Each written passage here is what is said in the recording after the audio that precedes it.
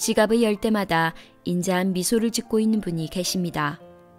바로 조선 중기 문신이시자 유학자로 조선 성리학 발달의 기초를 형성했으며 우리나라 천원권 집회의 주인공 태계 이황 선생입니다.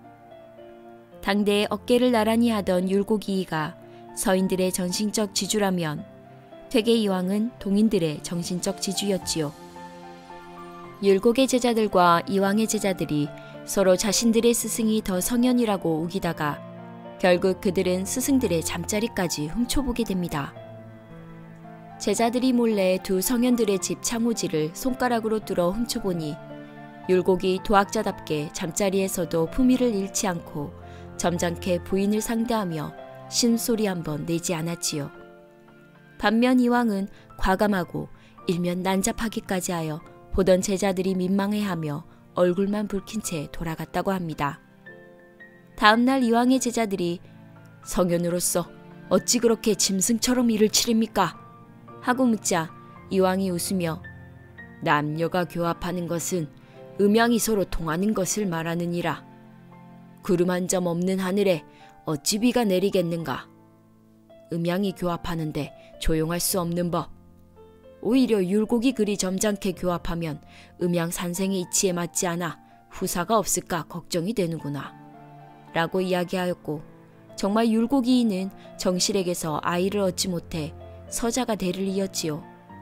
어디까지나 야사인지라 사실 여부는 불분명하지만 현재 통용되는 말인 낮저 밤이의 대표적인 인물이 아닐 수 없습니다. 이를 두고 낮태계, 밤태계라고도 하였다지요.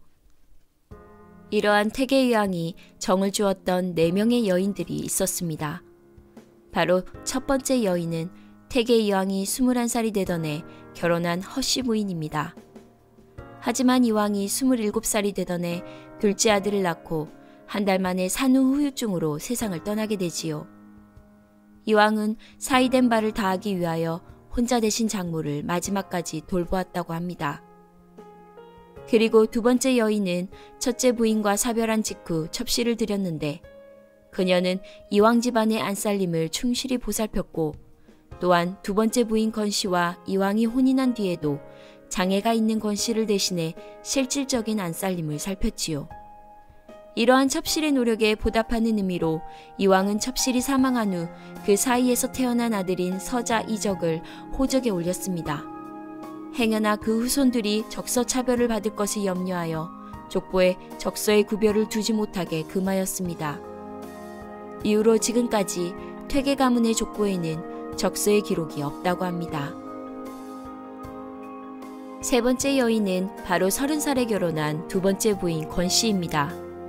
본부인 허씨 부인과의 의리를 지키기 위하여 결혼을 하지 않으려 하였지만 재혼을 하게 된 사연이 있습니다.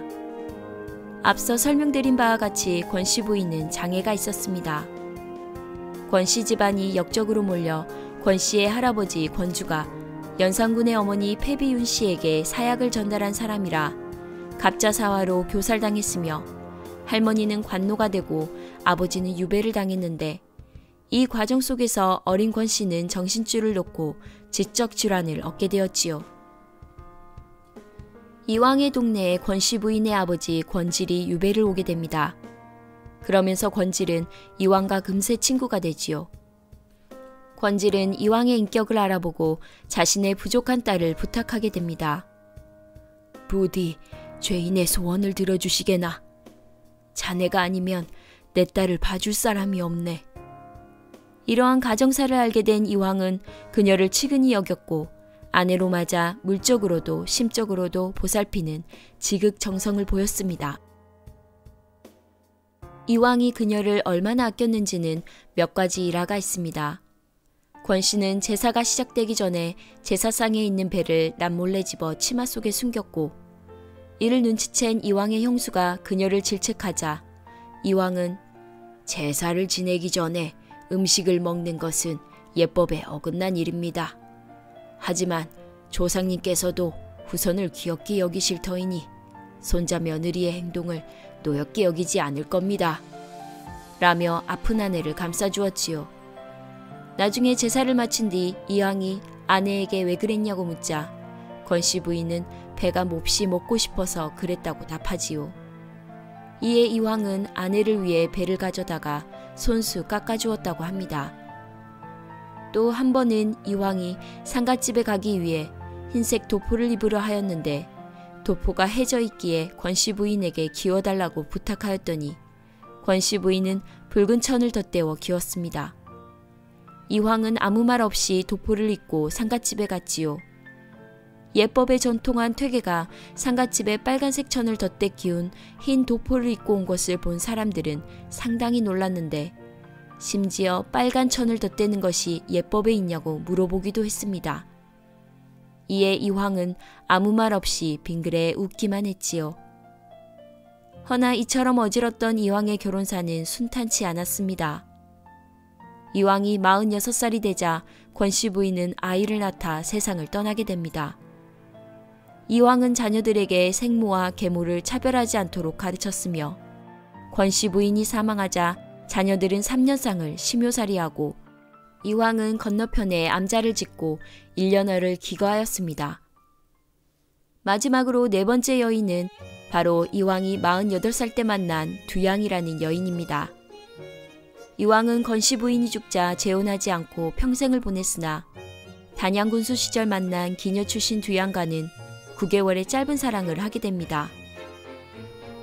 두양은 단양의 이름난 기생이었는데 세조 때 금성대군이 수능년에 내려와 단종 보기를 도모할 때 함께 참여했던 집안의 후손으로 거사가 실패하여 집안이 몰락했지요.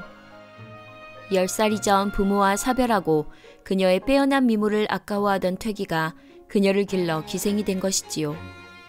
두양은 가야금과 시문에 능했고 낭과 매화를 기르는 분매 솜씨도 뛰어나 이황에게 매화를 선물하였는데 이황은 평생 그 매화를 아꼈다는 설도 있습니다. 그 당시 단양은 피폐하였는데 이를 개선시키고자 밤낮 없이 일하는 이황을 위해 두양은 차를 대접하고 가야금을 연주했지요. 이황은 두양의 뛰어난 재능을 알아보았고 둘은 서로 시조를 주고받으며 산수를 거닐고 시간을 보냈습니다. 이황과 두양이 서로를 어떻게 생각했는지에 대해서는 야사 기록마다 조금씩 다른 편으로 학자의 이미지에 많게 플라토닉 러브에 가까웠다는 이야기부터 낮저 밤이 주인공답게 매우 열정적인 애정관계였다는 이야기까지 다양합니다.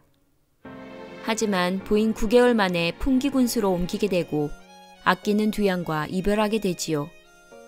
이황이 떠난 뒤 두양은 관기 생활을 청산하고 평생을 강선대에서 수절하며 이황을 그리워했다고 합니다. 그리고 이황이 죽자 이황과 시간을 보냈던 강선대에서 충주호로 몸을 던져 투신합니다. 그 뒤 매년 10월이면 이황의 후손들은 이황에 대한 절개를 지킨 두양의 묘소를 찾아 관리해주고 있지요. 이처럼 퇴계 이황은 학문에도 진심이었지만 사내로서 여인들을 대하는 마음 또한 진심이었습니다. 57이 되던 해 관직에서 물러난 이황은 안동에 도산소원을 지었고 제자들을 가르치며 여생을 보내게 됩니다. 그러던 어느 겨울날 이황은 앉은 자세로 호련히 숨을 거두었습니다.